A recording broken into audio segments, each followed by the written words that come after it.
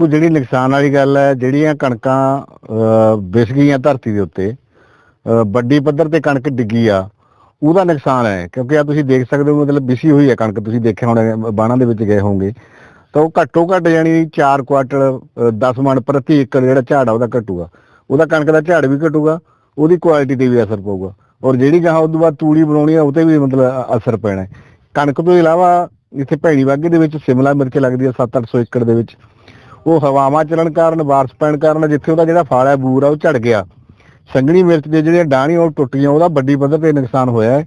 ਹੋਰ ਜਿਵੇਂ ਕੋਈ ਸਰਮਾ ਹੈਗੀਆਂ ਜਾਂ ਕੋਈ ਹੋਰ ਫਸਲ ਹੈ, ਸਬਜ਼ੀਆਂ ਹੋਰ ਵਗੈਰਾ, ਇਹਨਾਂ ਦਾ ਸਾਰਾ ਦਾ ਨੁਕਸਾਨ ਹੈ। ਜਿੱਥੋਂ ਤੱਕ ਰਹੀ ਕੇਂਦਰ ਸਰਕਾਰ ਨੇ ਐਲਾਨ ਕੀਤਾ ਕਿ ਅਸੀਂ ਰਾਜ ਸਰਕਾਰਾਂ ਨੂੰ ਹਦਾਇਤਾਂ ਕਰਦੇ ਕਿ ਮੁਆਵਜ਼ਾ ਦੇਵੇ, ਦੇਖੋ ਇਹ ਹਰ ਵਾਰੀ ਹੁੰਦਾ, ਐਲਾਨ ਹੁੰਦੇ ਰਹਿੰਦੇ ਆ ਪਰ ਮਿਲਦਾ ਕੁਛ ਨਹੀਂ। ਕਿਸਾਨ ਨੂੰ ਜੇ ਕਿਤੇ ਦਿੰਦੇ ਆ ਤਾਂ ਉਹ ਮਤਲਬ 1% ਜਾਂ 2% ਮੁਆਵਜ਼ਾ, ਉਹ ਵੀ ਜੇ ਕਿਤੇ ਅੰਦੋਲਨ ਕਰਕੇ, ਧਰਨੇ ਮੁਜ਼ਾਹਰੇ ਕਰਕੇ। ਆਪਣੀ ਮਾਨਸਾ ਜ਼ਿਲ੍ਹੇ ਦੀ ਉਦਾਹਰਨ ਦੇ ਸਕਦੇ ਆ, ਮਾਨਸਾ ਦੇ ਵਿੱਚ 3-4 ਪਿੰਡ ਆ, ਭੰਮੇ ਕਲਾਂ, ਭੰਮੇ ਖੁਰਦ, ਜਟਾਣੇ ਜਿਹਦਾ ਪਿਛਲੇ ਸਾਲ ਗੜੇ ਪਏ ਸੀ, ਭੰਮੇ 'ਚ ਜਾਣੀ ਪਿਛਲੇ ਜਿਹੜਾ ਪਿਛਲੇ ਤੋਂ ਪਿਛਲੇ, ਭੰਮੇ ਨੂੰ ਪਿਛਲੀ ਵਾਰੀ ਮਤਲਬ ਗੜੇ, ਅਜੇ ਤੱਕ ਉਹਨਾਂ ਨੂੰ ਮੁਆਵਜ਼ਾ ਨਹੀਂ ਦਿੱਤਾ। ਸਰਕਾਰ ਐਲਾਨ ਕਰ ਦਿੰਦੀ ਹੈ, ਉਹਨਾਂ ਦੇ ਐਲਾਨ ਕਾਗਜ਼ਾਂ 'ਚ ਹੀ ਰਹਿ ਜਾਂਦੇ ਆ ਜਾਂ ਅਖਬਾਰਾਂ ਦੀਆਂ ਸੁਰਖੀਆਂ ਬਣ ਜਾਂਦੀਆਂ, ਪਰ ਕਿਸਾਨ ਨੂੰ ਕਦੇ ਕੁਝ ਦਿੱਤਾ ਨਹੀਂ।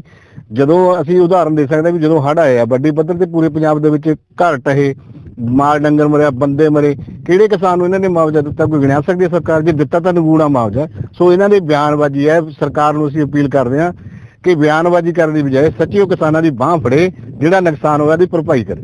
ਪਤਾ ਨਹੀਂ ਕਿਸਾਨਾਂ ਦੇ, ਤੁਸੀਂ ਕਹਿੰਦੇ ਹੋ ਵੀ ਸਰਕਾਰਾਂ ਮੁਆਵਜ਼ਾ ਨਹੀਂ ਦਿੰਦੀਆਂ, ਕਿਸਾਨਾਂ ਦੇ ਮਾਰ ਪੈਂਦੀ ਹੈ, ਇਹਦਾ ਹੱਲ ਕੀ ਹੈ? ਤੁਸੀਂ ਕੀ ਡਿਮਾਂਡ ਕਰਦੇ ਹੋ ਵੀ ਕਿਵੇਂ ਕਿਸਾਨ ਨੂੰ ਬਚਾਇਆ ਜਾ ਸਕਦਾ? ਦੇਖੋ, ਜਦੋਂ ਕਿਸੇ ਕਾਰਖਾਨੇਦਾਰ ਦੇ ਕਾਰਖਾਨੇ ਨੂੰ ਅੱਗ ਲੱਗ ਜਾਂਦੀ ਹੈ ਤਾਂ ਉਹਨੇ FIR ਦਰਜ ਕਰਾਉਣੀ ਹੁੰਦੀ ਹੈ ਵੀ ਮੇਰਾ ਇੰਨਾ ਨੁਕਸਾਨ ਹੋ ਗਿਆ। ਜਿੰਨਾ ਉਹ ਲਿਖਿਆ ਦਿੰਦਾ ਉਹਨਾਂ ਨੁਕਸਾਨ, ਉਹਦਾ ਸਾਰਾ ਸਰਕਾਰ ਉਹਦਾ ਕਰਜ਼ਾ ਵੀ ਮਾਫ ਕਰ ਦਿੰਦੀ ਹੈ ਇੰਡਸਟਰੀ ਦਾ, ਤੇ ਉਹਦਾ ਜਿਹੜਾ ਨੁਕਸਾਨ ਉਹਦਾ ਮੁਆਵਜ਼ਾ। ਜਦੋਂ ਅਸੀਂ ਆਪਦੇ ਖੇਤਾਂ ਦੇ ਸਾਹਮਣੇ ਦਿੰਦੀ ਹੈ ਫਸਲ ਕਿ ਮਰ ਗਈ, ਇਹਨਾਂ ਦੇ ਪਟਵਾਰੀ ਹੈ, ਪਟਵਾਰੀ ਲਿਖਦਾ ਹੈ ਕਿ ਇੰਨੇ % ਫਸਲ ਮਰ ਗਈ, ਫਿਰ ਉਹ % ਦੇ ਹਿਸਾਬ ਨਾਲ ਸਾਨੂੰ ਮੁਆਵਜ਼ਾ ਕਿਉਂ ਨਹੀਂ ਦਿੱਤਾ? ਜਾਣੀ ਸਰਕਾਰ ਇਹ ਤੈਅ ਕਰੇ ਕਿ ਜਿੰਨਾ ਨੁਕਸਾਨ ਹੋ ਗਿਆ ਉਹਦੀ ਪੂਰੀ ਦੀ ਪੂਰੀ ਭਰਪਾਈ। ਇਹ ਤਾਂ ਇਹ ਕਰ ਦਿੰਦੇ ਵੀ ਇਹ ਕਣਕ 100% ਮਰ ਗਈ, ਇਹ 40% ਲਿਖਦੇ ਆ, ਜਾਂ ਉਹ ਕਹਿੰਦੇ ਵੀ ਪਿੰਡ ਦਾ ਕੁੱਲ ਰਕਬਾ ਕਿੰਨਾ ਮਰ ਗਿਆ, ਫਿਰ ਉਹਦੇ ਚ ਰੇਸ਼ੋ ਕੱਢਦੇ ਵੀ ਇੰਨਾ ਮਰ ਗਿਆ। ਵੀ ਇਹ ਜਿਹੜੀ ਕਿਸਾਨਾਂ ਦੇ ਨਾਲ ਵਿਤਕਰੇਬਾਜ਼ੀ ਹੈ। ਕਿਸਾਨਾਂ ਦੀ ਸੱਚੀ ਵਿੱਚ ਸਰਕਾਰਾਂ ਨੂੰ ਬਾਂਹ ਫੜਨੀ ਚਾਹੀਦੀ ਹੈ, ਲਾਰੇ ਲੱਪੇ नहीं ਲਾਉਣੇ चाहिए। मित्रों, आज मैंने विस्तार से कृषि के देश के पूरे परिदृश्य की समीक्षा की। विशेषकर मौसम की मार के कारण कई राज्यों में असमय वृष्टि, ऐसे समय जब फसल पक के तैयार है और न केवल बारिश हुई बल्कि कई जगह ओलावृष्टि भी हुई है, जिसके कारण फसलों को नुकसान पहुंचा है।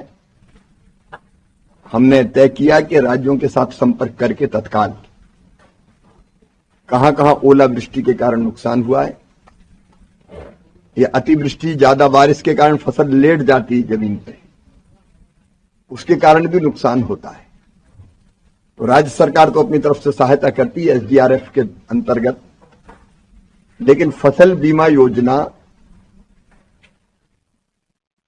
देखने वाले सभी अधिकारियों को मैंने कहा है राज्यों के साथ तुरंत संवाद करें, संपर्क करें, ताकि ढंग से क्रॉप कटिंग एक्सपेरिमेंट हो सके, नुकसान का आकलन किया जा सके, और अगर नुकसान किसान को हुआ है तो ठीक ढंग से आकलन करके साइंटिफिक तरीके से फिर उनके बीमे की क्लेम बन जाए, ताकि हम अपने किसान भाई और बहनों की मदद कर सकें।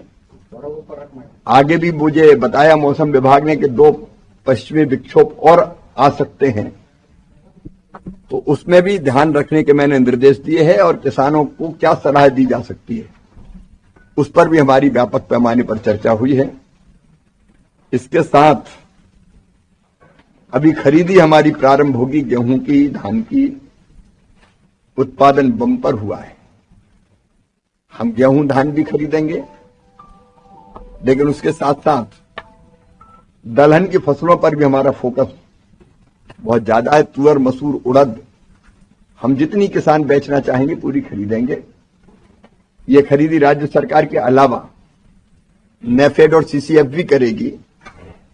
तो हमने निर्देश दिए कि ठीक से किसानों से खरीदी हो जाए, ताकि वो अपने उत्पाद को मिनिमम सपोर्ट प्राइस के नीचे बिकने पर ढंग से बेच पाए, इसके निर्देश भी हमने दिए।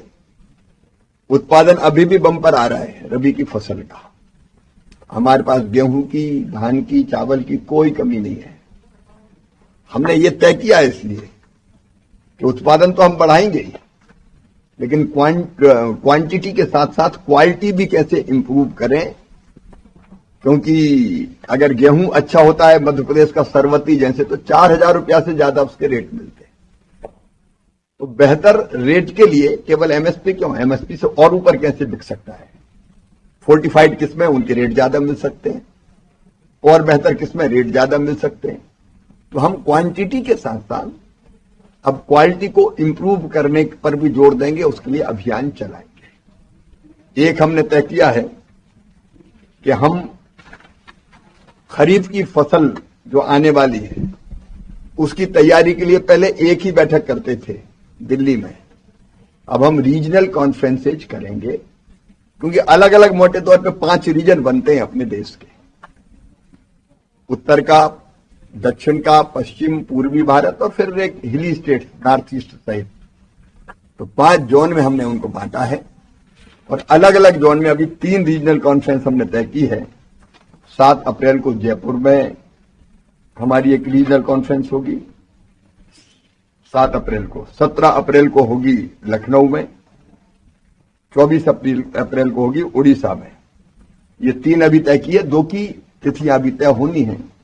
इन रीजनल कॉन्फ्रेंसेज में केवल अधिकारी नहीं रहेंगे, उस रीजन के या उस रीजन को आईसीआर की तरफ से देखने वाले वरिष्ठ साइंटिस्ट रहेंगे, कृषि विशेषज्ञ रहेंगे, सफल किसान रहेंगे, किसान उत्पादक संगठन रहेंगे, प्राइवेट सेक्टर से भी जिनमें उत्कृष्ट काम किया है रिसर्च में, शोध में, अनुसंधान में, या वैल्यू एडिशन में, प्रोसेसिंग में, या मार्केटिंग और दूसरे चीजों में, क्योंकि बीज से लेकर बाजार तक की हम चिंता करने वाले हैं किसान की। तो वो सब के चुने हुए प्रतिनिधि इसमें भाग लेंगे। मैं स्वयं भी रहूंगा, राज्य के कृषि मंत्री उस रीजन के रहेंगे, ताकि ठीक से हम खरीफ की फसल की ढंग से रणनीति और योजना बना सकें।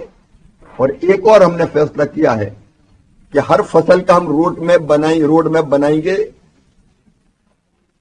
रोड मैप फसल का भी बनाएंगे हम, और राज्य का भी रोड मैप बनाएंगे कृषि का।